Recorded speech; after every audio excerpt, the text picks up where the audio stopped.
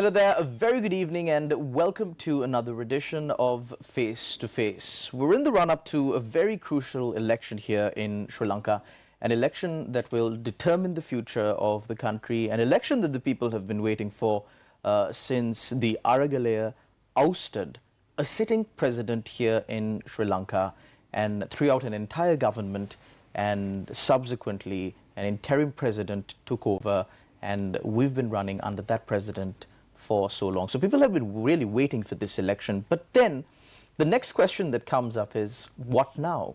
Who do we vote for? Who do we select as our next leader? To discuss these matters and much more, we've got, of course, with us a seasoned politician, President's Council Maithri Gunaratne. He is the General Secretary of the United National Freedom Front. A very good evening, sir, and welcome to the show. Thank you very much, Alan. Yeah. So, starting off, Mr. Gunaratne, now, your party has usually been supporting a major political party like some of the other minor political parties. There have been instances where you have contested alone as a separate party, but more often than not, usually what we see in the political scene here in Sri Lanka is that there are two major political parties. Now that the lines are a bit blurred because there have been breakaway factions from these major political parties, but usually the minor political parties affiliate themselves with one of these major political parties. So what's your strategy this time around, and why have you chosen whichever course of action? Yeah, Chalan, the issue with the voter is they are not certain whom they are going to vote out of these present people who are in power. Okay. Whether it is the UNP, the SJB or the NPP. So you're forgetting one party, the SLPP. The SLPP is now with the UNP. They are almost they are merging together. In fact, you would have seen today there were so many people who, including Mr. Dinesh Gunaratne, the Prime Minister, has joined the UNP. So, but not officially though. It's rumors. It was a message which I got on my phone. So I think the present lot in Parliament. The same wine in different bottles. They are just moving from one place to the other. That is certainly not an option for the voter. And if you remember, as you spoke about the Aragalaya, the Aragalaya's cry was for all 225 must go. So that cry, I think, still persists with the people. And they want the absolute change in the system. And as a result of that, I mean, you ask 10 people at a gathering, whom are you going to vote for at the next election? I would say 6 to 7 would say they don't know whom they are going to vote for. So that's a very pathetic situation to be in, for the simple reason they have to choose from a bad lot. So we are working hard. We have formed an organization called the Ekarupi Samuhaya, or in English it's called the Consortium of Like-Minded People, and in Tamil it is called Oromanasa Samuham, where like-minded people, there are a lot of like-minded people who want this change. They're talking in small groups, but there is no unity, there is no getting together. So what we are trying to do is we are trying to get all these groups together and see whether we can come to an alliance, come to an agreement where we can contest these future elections. Because we propose that we will be able to make the change, because for the simple reason, most of these like-minded people are not professional politicians. Okay. But they have come to talk politics because the present political system has failed this country. And most of them have not taken leaving Sri Lanka as an option. So they want to stay within Sri Lanka and they want to see how you can change this system. So the biggest problem we are having is talking to them is that getting them to contest. I mean, because of this cost and the under the PR system, that is a huge negative factor for them to come into politics. They want to get involved. They want to do the criteria, the policy, all that. But my my take is you need to get good people to come and contest. If good people do not come to politics, you cannot complain. And politics is not at a bar or at a restaurant or when you're having a drink as to how you're going to run the country. You need to come and soil your hands. And once you do that and you have good people coming into politics, you can definitely change this system. So that is our cry, that is our ambition, to get these people together so that we can make this a better place. I mean, Chalan, I don't need to do politics. But why I'm in this is there is something in me, something telling me, no, you all must make this change, you all must make this change. So there are many people like that. So we need to get all these people together and endeavor, at least to satisfy our conscience, that we have made a serious attempt to change this country to be a better place. Because, Chalan, we are only second to a country like Switzerland, with our natural resources, with our talent, with all this. Unfortunately, for 76 years, we have had bad leadership, no vision, and that is the one which has ruined us. So we need to reawaken and see that we can make this change. So, Mr. Gunaratne, now, the election that is coming, the presidential election now, is extremely crucial because Sri Lanka as a country has hit rock bottom, and whether or not we come out of this rut will depend on how the people vote at this election, who they vote for at this election, and how the leader they choose at this election will function after that person is elected into power and the government is formed subsequently. So, speaking about the election that is coming up right now, yes, what are your plans? Well, still there is speculation whether it is a parliamentary election or a presidential election. You believe there is still room for a parliamentary election to be held? I think yes. The president had put out a statement and informed the Elections Commission that elections can only be held after the agreements concerning the IMF are finalized, which will be by the end of July or so. June. I believe June. Intimating to everybody that the presidential election is coming first. Today, speaking at a press conference, parliamentarian Dallas Alahaperuma said that the Elections Commission is bound to announce the election dates and hold the presidential election about 175 days after the end of the Sinhala and Tamil New Year. So, amidst all of this, do you still believe that there is a chance? Because Chalan, now the SLPP, their godfather has come back, Mr. Basil Rajapaksa, and they feel but no longer, right? I believe Namal Rajapaksa is now. The Namal Rajapaksa is the national organizer, but he's the theoretician about with regard to their political future.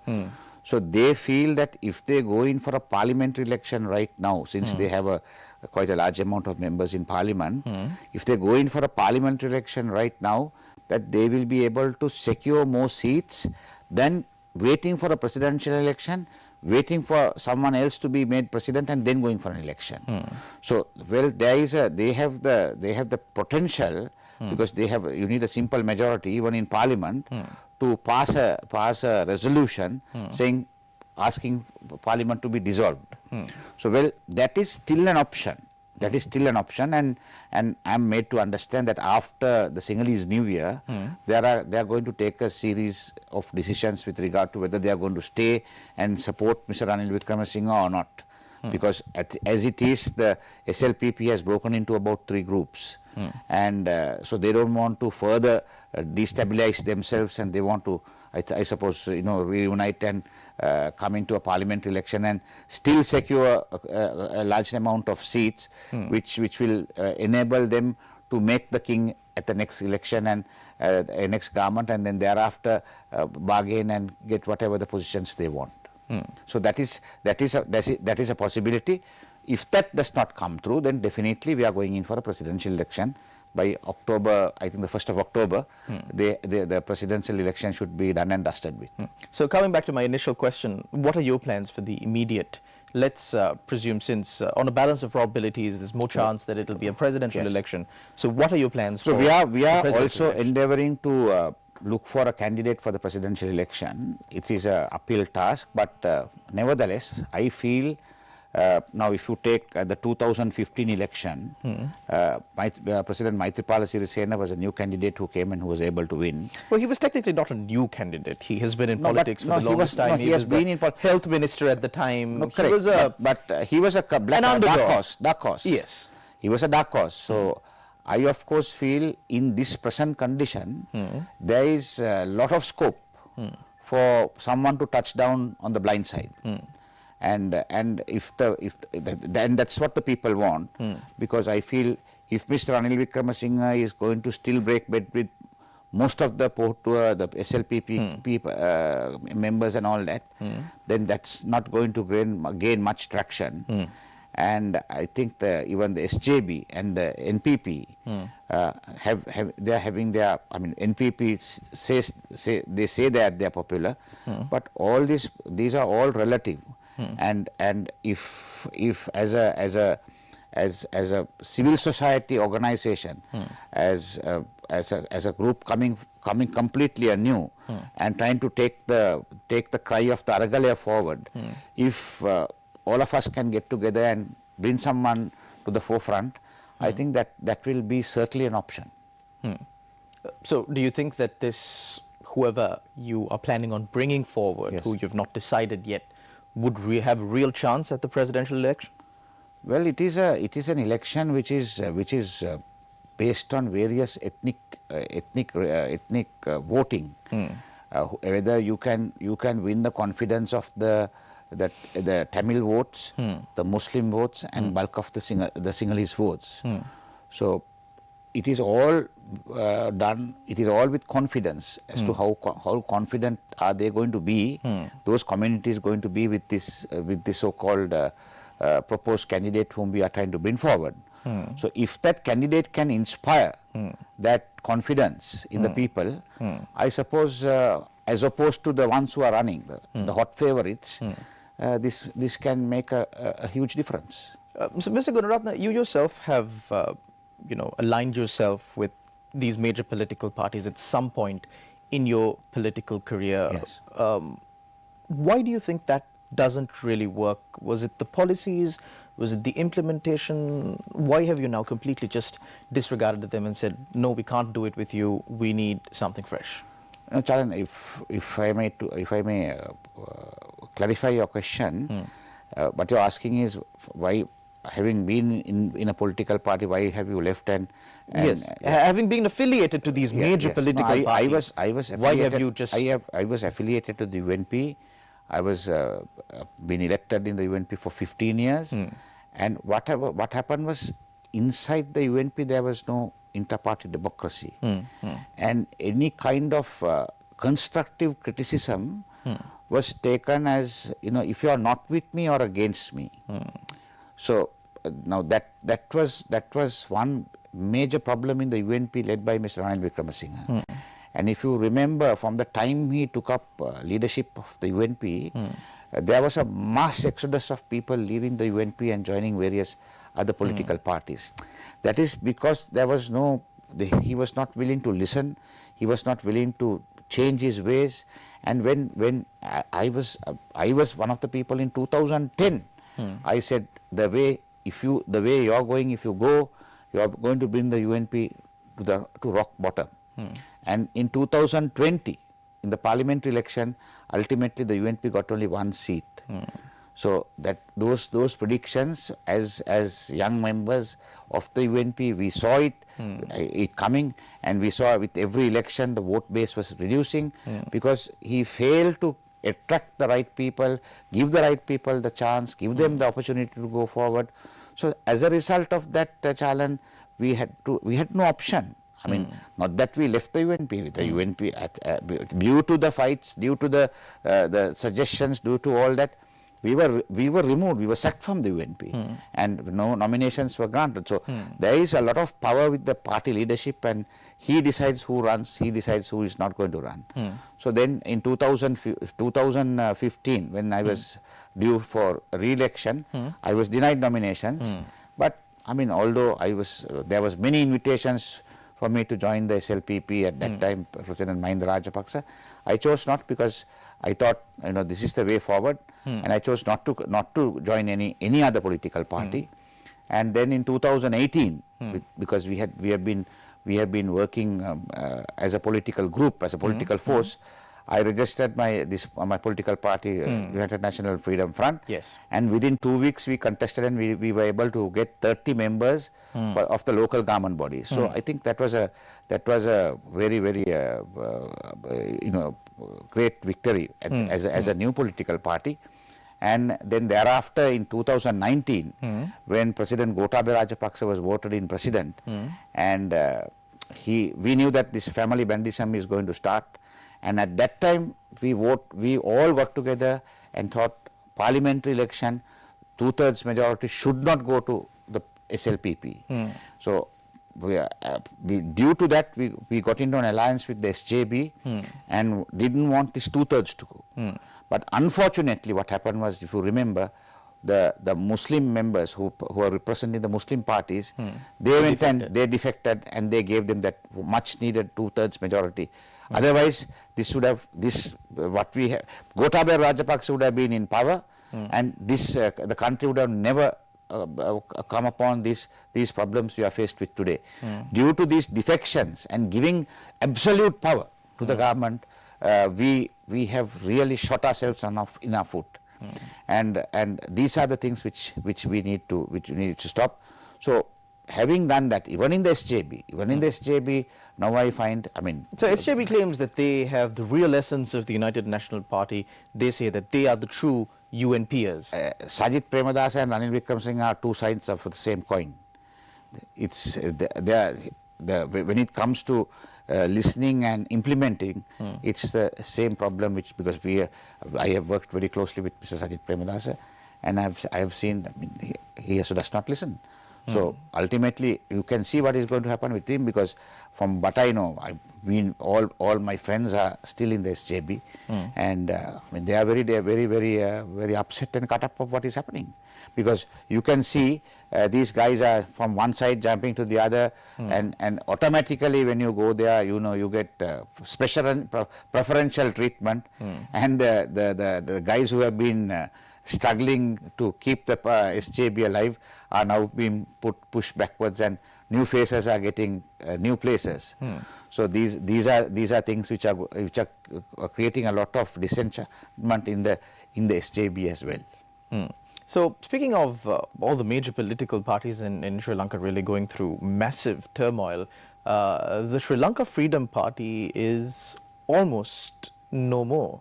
What do you think these issues will come and ultimately they will go down to zero, and they can be built up. Even the UNP now that has happened, and now again the UNP I suppose is gaining a little momentum. Not to win an election, but certainly to improve their vote base from what they got in 2019, 2020 to 2020. Definitely they will.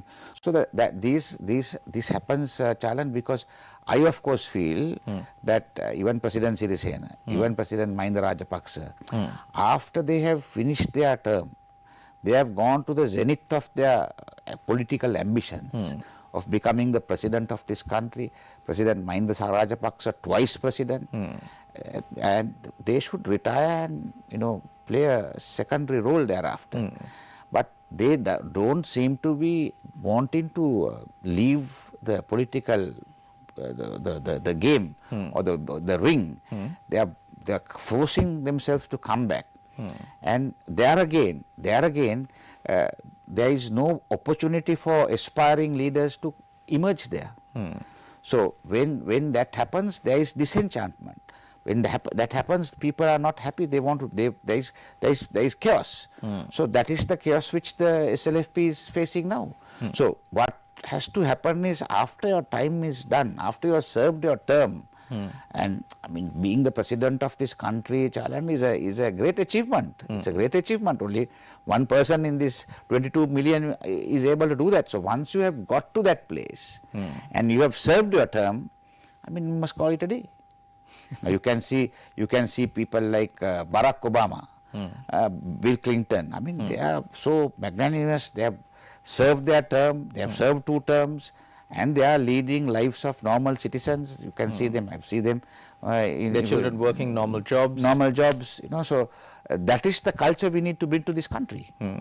But do you think that these cultures, these systems within parties can be brought about by constitutions, by rules, laws? Do you think that is the better way? Because it can be done 2 ways. You can either self-impose these by conventions and by practice, and act in such a way where once you held the position of president, you retire, because there was no rule as such, but that was the culture, and then the culture changed with President Mahinda Rajapaksa.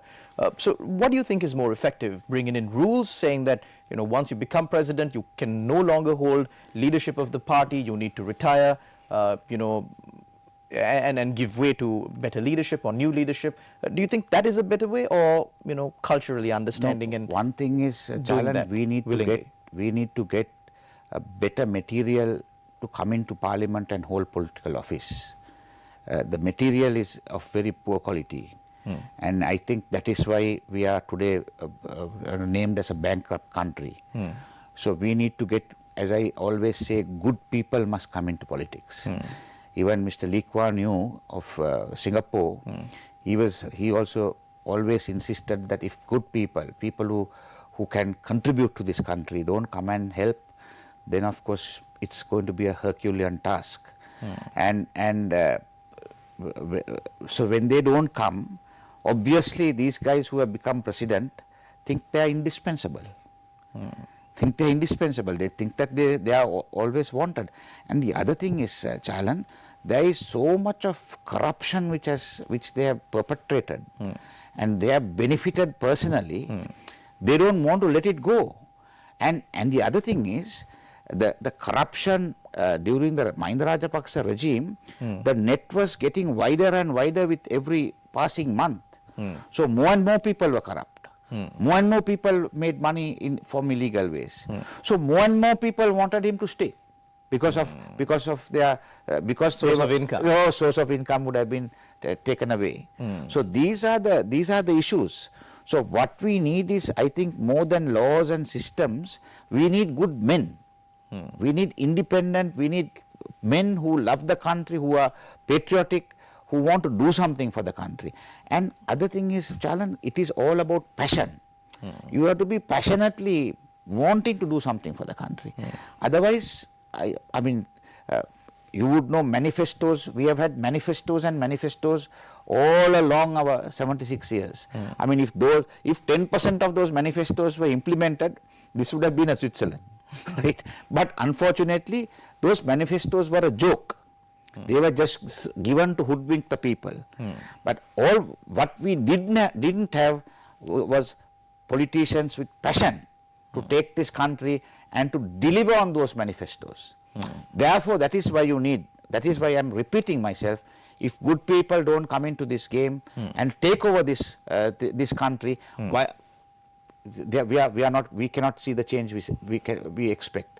So therefore, what I am saying is, we need to take Project Sri Lanka. All the people who are like-minded, who are thinking that this country should be changed, who can move this country forward, we must get together and take this country, take over the Project Sri Lanka. Take over Project Sri Lanka, and within these 24 years, let us transform this country to a developed country. So, speaking of the most immediate hurdle that we have to get across, you don't see any of the, well, let's say, candidates in the running right now being able to deliver on their promises and maybe, you know, create what you spoke of right now? I honestly don't see. So, zero potential. Well, yes, I would say zero potential. I feel the NPP is having a slight advantage. The NPP is, I of course say it's no proper plan. no proper plan. So if you take and if you speak to 5 of their top guys, they will come out with 5 different stories with regard to how they are going to recover the economy, and it's a long way to go, and how we are going to recover the economy and all that. So I feel that they although they have an advantage, they are having a distinct advantage because they have not held power as per the voter. But they the voter and the supporter do not realize that even they have contributed to this bankruptcy, because if you remember the 89 era, there were so many public like we'll say buses, factories, trains, so many items, state-owned items, billions, running into billions of rupees, which was burnt. And that was a result because they were unable to get themselves elected. So what they said, they went into a guise of revolution, and they thought violence is the way forward.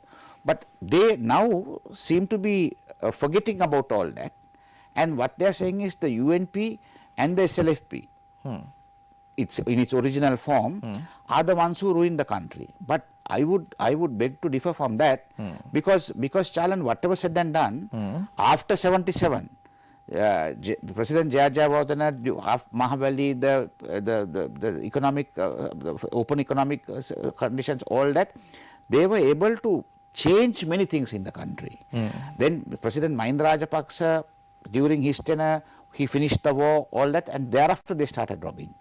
But the JVP, the only thing they have done is they also have destroyed. Only thing they have done properly was whistleblowing. At the local government level, provincial level, parliament level, they were doing a very good job with regard to whistleblowing. Where there was any malpractice, they blew the whistle. But they have never proved themselves in governance. And they are trying to forget the destruction they have caused. So the general public, the voter, must take all these matters into consideration. They can't say, no, we are squeaky clean. All of them have dirt in their hands. So therefore, I think the opportune time, the right time, is for a new force to come forward and take over this country and see that Project Sri Lanka within next 24 years is taken towards a developed nation. Thank you very much, Mr. Maithri Gunaratne, for joining us on our program. Based on what you said, it seems as if there is still no proper candidate who could take forward Sri Lanka, according to your point of view. And given that your alliance has also not put forward a candidate, the people are left with, Hobson's choice.